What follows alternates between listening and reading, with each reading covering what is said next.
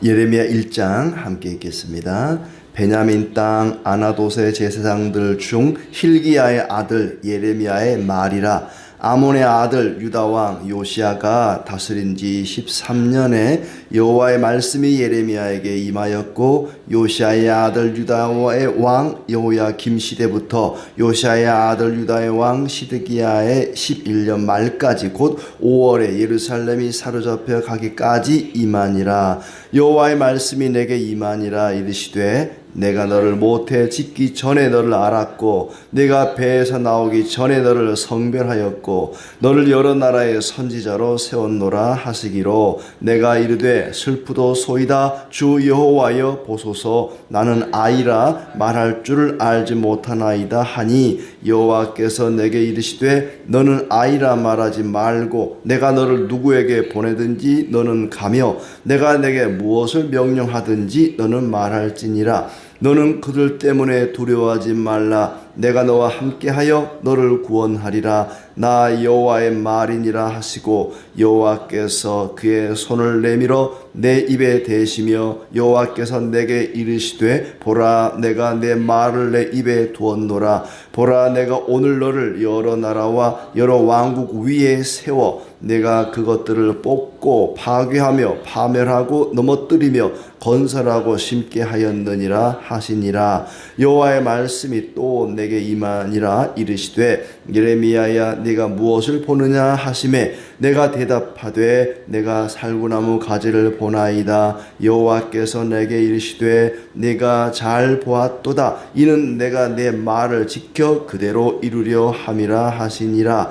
여호와의 말씀이 다시 내게 임하니라. 이르시되 네가 무엇을 보느냐? 대답하되 끓는 가마를 보나이다. 그 윗면이 북에서부터 기울어졌나이다 하니, 여호와께서 내게 이르시되 재앙이 북방에서 일어나 이 땅의 모든 주민들에게 부어지리라. 내가 북방 왕국들의 모든 족속들을 부를 것인즉 그들이 와서 예루살렘 성문 어귀에 각기 자리를 정하고 그 사방 모든 성벽과 유다 모든 성읍들을 치리라. 여호와의 말이니라. 무리가 나를 버리고 다른 신들에게 분향하며 자기 손으로 만든 것들에 절하였은즉 내가 나의 심판을 그들에게 선고하여 그들의 모든 죄악을 징계하리라. 그러므로 너는 내 허리를 동이놓고 일어나 내가 내게 명령한 바를 다 그들에게 말하라. 그들 때문에 두려워하지 말라. 내가 그들 앞에서 두려움을 당하지 않게 하리라. 보라, 내가 오늘 너를 그 온 땅과 유다 왕들과 그 지도자들과 그 제사장들과 그 땅 백성 앞에 견고한 성읍 쇠기둥 돛성벽이 되게 하였은즉 그들이 너를 치나 너를 이기지 못하리니, 이는 내가 너와 함께하여 너를 구원할 것임이니라. 여호와의 말이니라. 아멘. 네, 반갑습니다. 무더운 날씨 속에 모두 건강하고 평안하시기를 축복합니다. 이제 예레미야서 거의 한 2달 가까이 읽게 될 텐데, 예레미야를 읽는 가운데 하나님의 은혜가 있기를 바랍니다. 예레미야는 이사야보다 한 70년 후에 예언 활동을 했던 사람입니다. 70년이면 꽤 긴 세월인데, 그렇게 바벨론의 포로를 예언하고 또 예루살렘의 심판을 통해서 하나님이 어떻게 그 백성들을 새롭게 만들어 가시는지 말하고 있습니다. 분명히 애굽으로 가지 마라. 예레미야도 그렇게 외쳤거든요. 나라가 위기에 처하더라도 애굽으로는 절대 가지 마라고 말했는데 백성들이 애굽으로 도망가면서 예레미야를 끌고 갔습니다. 그래서 예레미야가 애굽까지 끌려가기도 했고 하는데, 3절에 말한 것처럼 예루살렘이 사로잡혀 가기까지 임하니라. 예루살렘이 바벨론의 멸망을 당해서 포로로 많은 사람들이 끌려가는 예루살렘 멸망 시기까지 그가 활동을 했다는 것을 알 수가 있습니다. 눈물의 선지자라고도 말하죠. 좋은 걸 예언한 것이 아니라 나라의 멸망을 예언하니 백성들이 듣지는 않고 하나님의 말씀은 전해야만 하고 얼마나 슬펐는지 모릅니다. 눈물의 선지자라고 불리우는 예레미야, 그는 유대 땅에 하나님의 뜻을 전한 사람입니다. 그리고 유다의 멸망을 준비한 사람이기도 하죠. 먼저 그의 족보가 나오고 어떤 시대였는지가 나옵니다. 베냐민 제사장 출신입니다. 그 아버지는 hil기야고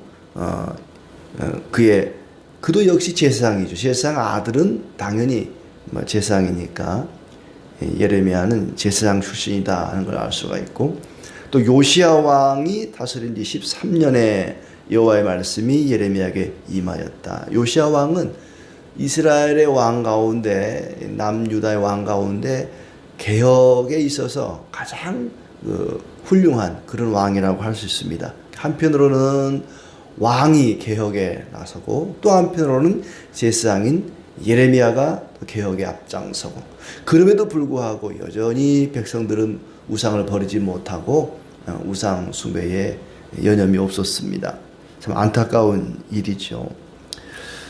유다왕 요시야 13년에 하나님 말씀이 임했다. 여호야김 때까지, 그리고 시드기야 11년까지 아마 40년 가까이 예언 활동을 했던 것으로 보입니다.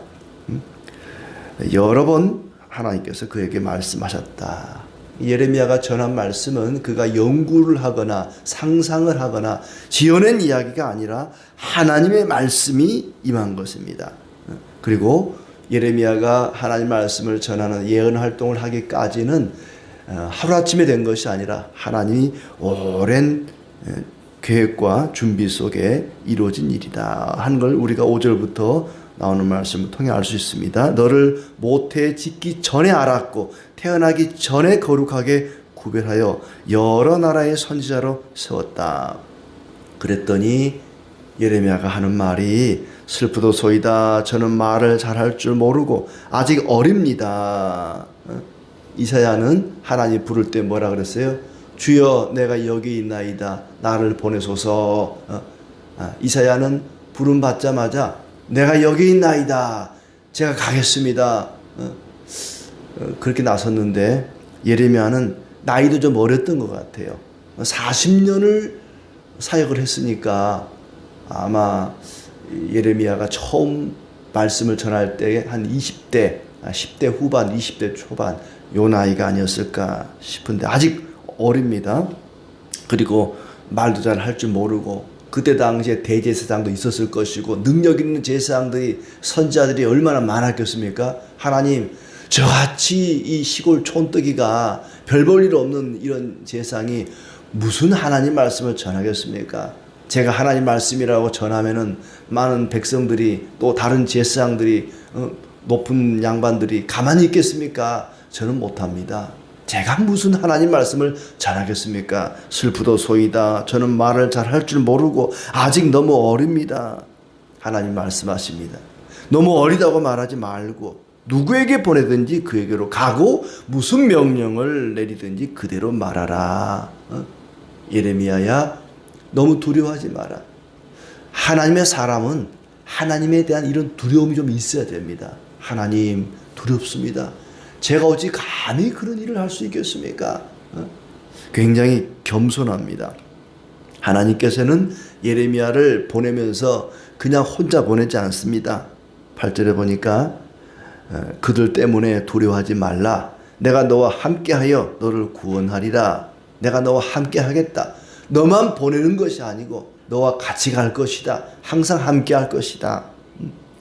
여호와께서 내 입에 손을 대시고 말씀하시기를 내 말을 내 입에 맡긴다. 여러 나라 위에 너를 세우고 그것들을 뽑으며 허물며 멸망시키며 파괴하며. 여러 나라의 멸망을 선포하라는 것이죠. 또 하나는 세우며 심게 했다. 두 가지입니다. 하나는 무너뜨리는 멸망을 예언하고 또 하나는 회복을 예언하라는 거죠. 뽑고 허물고 멸망시키고 파괴하며, 반대로 세우며 심게 했다. 예레미야가 전해야 되는 메시지의 내용은 두 가지입니다. 하나는 열방의 멸망이고 또 하나는 회복입니다.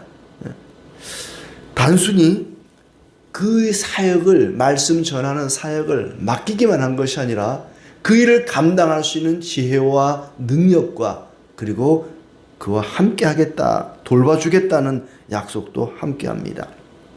그리고 이제 두 가지 환상을 통해서 장차 예루살렘을 향해서 전할 메시지를 이야기하죠. 두 가지 환상이 나옵니다. 11절부터 예레미야 네가 무엇을 보느냐라고 묻죠. 첫째는 살구나무 가지를 보나이다. 살구나무 가지를 보았다. 이 살구나무는 정확히 말하면은 아몬드 나무입니다. 아몬드 나무인데 이걸 살구나무라고 번역을 했습니다. 그런데 그 밑에 각주에 보면은 살구나무라는 말과 지킨다는 말의 의미 비슷함이라고 되어 있죠.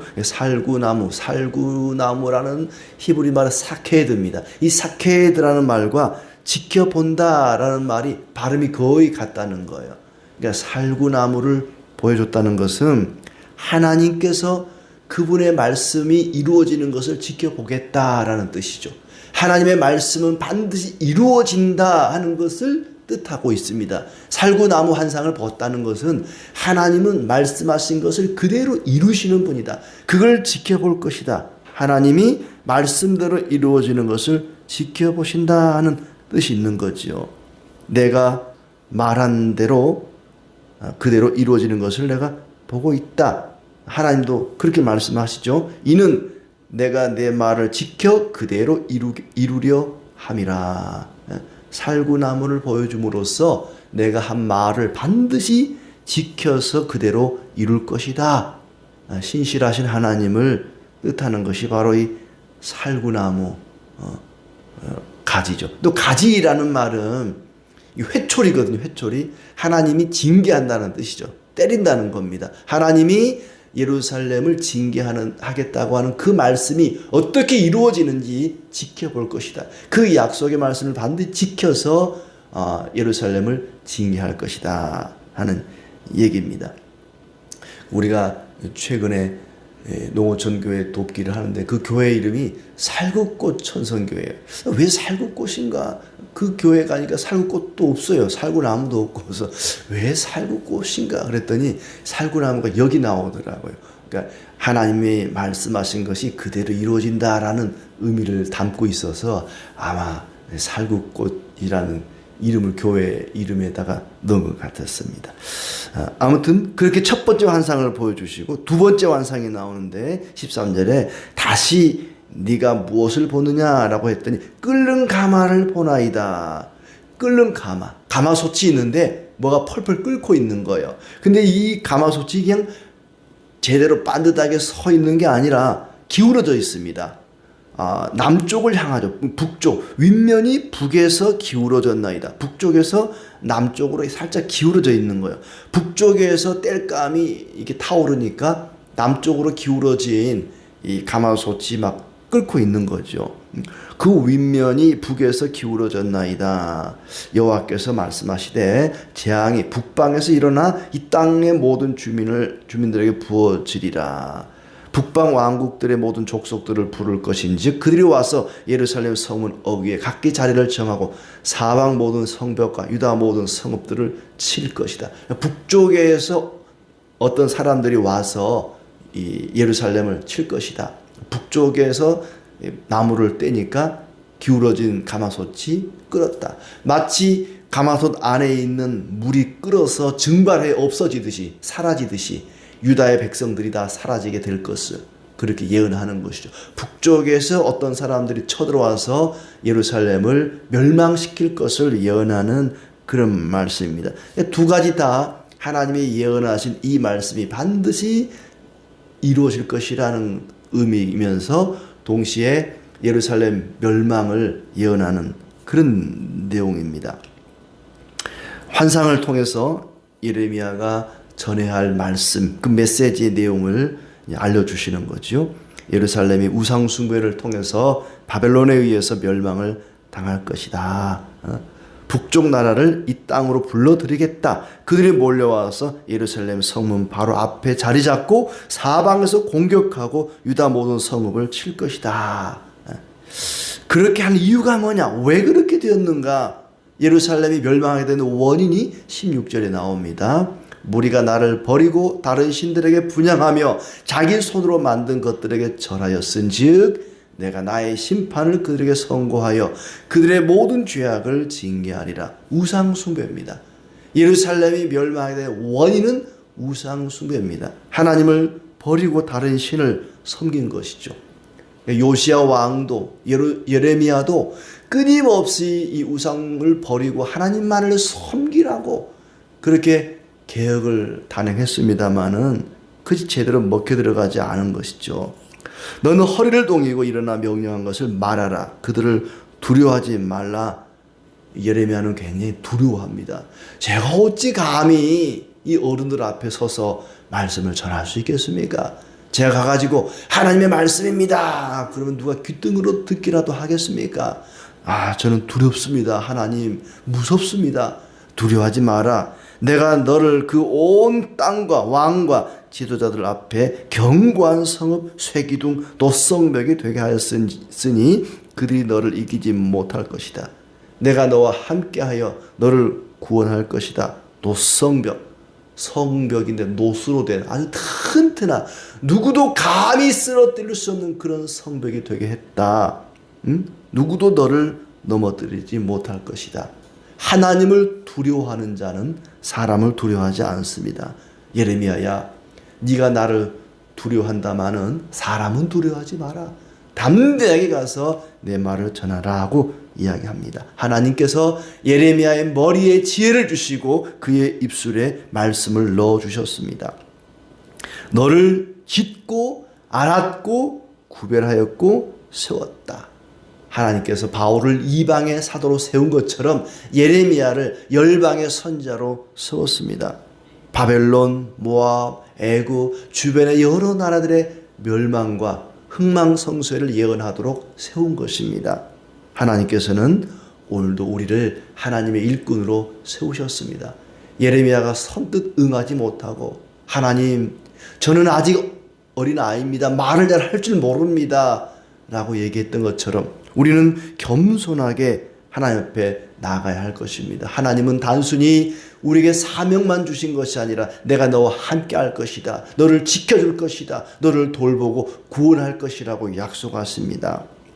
하나님께서 직접 말씀을 전해도 되는데 왜 굳이 이사야나 예레미야나 바울이나 사람들을 통해서 그 일을 하게 하실까요? 하나님은 우리를 하나님의 동역자로 불러주신 것입니다. 고린도전서 3장 9절의 말씀처럼 우리는 하나님의 동역자들이다. 하나님을 돕는 하나님의 일을 거들어드리는 동역자로 우리는 부름을 받았습니다. 하나님이 우리를 불러주신 것에 감사하면서 항상 하나님의 선한 일을 신실하게 잘 감당하는 주의 백성들이 되기를 바랍니다. 하나님의 선한 도구로 쓰임받는 일에 감사하면서 충성을 다할 때에 하나님께서 우리를 지켜주시고 돌보시고 함께하시고 구원해 주실 것입니다. 이런 은혜가 있기를 진심으로 축복합니다.